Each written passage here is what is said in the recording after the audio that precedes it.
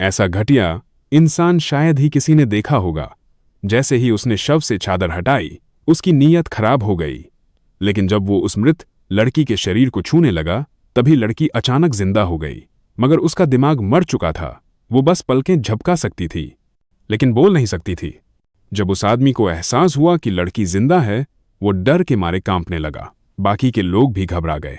सबने मिलकर सोचना शुरू किया कि अब क्या करें। अगर किसी को पता चल गया कि उन्होंने एक लाश का रेप किया है, तो सब जेल जाएंगे।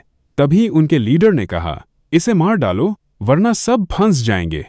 मगर उनके ग्रुप का एक छोटा साथी इस फैसले के खिलाफ था। उसने कहा, नहीं, हमें इस लड़की को अस्पताल ले जाना चाहिए। लीडर को उसकी बात बिल्कुल पसंद नहीं आई। उसने गुस्से में आकर उसे इतनी जोर से मुक्का मारा कि वो वहीं मर गया। अब मुसीबत और बढ़ गई। अब उनके पास एक नहीं, 2 लाशें थीं। जल्दबाजी में उन्होंने लड़की और अपने मरे हुए साथी की लाश को एक कमरे में छिपा दिया और जमीन पर गिरे खून को साफ करने लगे। लेकिन उन्हें क्या पता था कि लड़की को फिर से होश आने लगा था। उसने मुश्किल से अपना ऊपरी शरीर उठाया और मरे हुए साथी की जेब से मोबाइल निकाल लिया।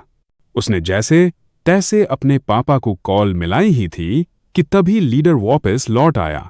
उसने झट से मोबाइल छीन लिया, लेकिन तब तक देर हो चुकी थी। लड़की ने कहा, मैं पापा को सब बता चुकी हूं। ये सुनते ही दोनों आदमी घबरा गए। उन्हें लगा कि अब सब कुछ खत्म हो गया है। लीडर ने कहा, चलो लड़की को पुलिस के पास छोड़ आते हैं और खुद सरेंडर कर देते हैं। लेकिन तभी मोबाइल फिर से बजा।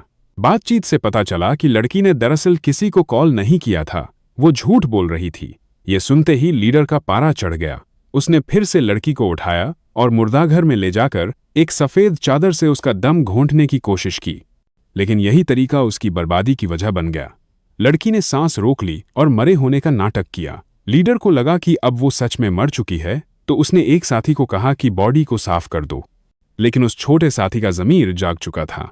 उसने देखा कि लड़की जिंदा है और धीरे से उसे समझाया, मरे होने का नाटक करो, वरना वो फिर से तुम्हें मार देगा। लड़की ने उसकी बात मान ली और लीडर उसकी चाल में फंस गया। वो सोचने लगा कि अब सब कंट्रोल में है और निकलने लगा। तभी उसे याद आया कि उसकी क्रेडिट कार्ड अंदर ही रह गई है, जो पुलिस के लिए पक्का सबूत बन सकती थी। वो फौरन वापस दौड़ा। जैसे ही वो अंदर पहुंचा, देखा कि लड़की फिर से पूरी तरह होश में आ चुकी थी। उसे समझते देर नहीं लगी कि छोटा साथी उसे धोखा दे रहा था। गुस्से में आकर उसने उसका गला दबाना शुरू कर दिया। मगर तभी लड़की पीछे से आई और चाकू से उस पर ताबड़तोड़ वार कर दिए। उस वक्त छोटा साथी लड़की से माफी मांगते हुए उसकी रहम की भीख मांग रहा था।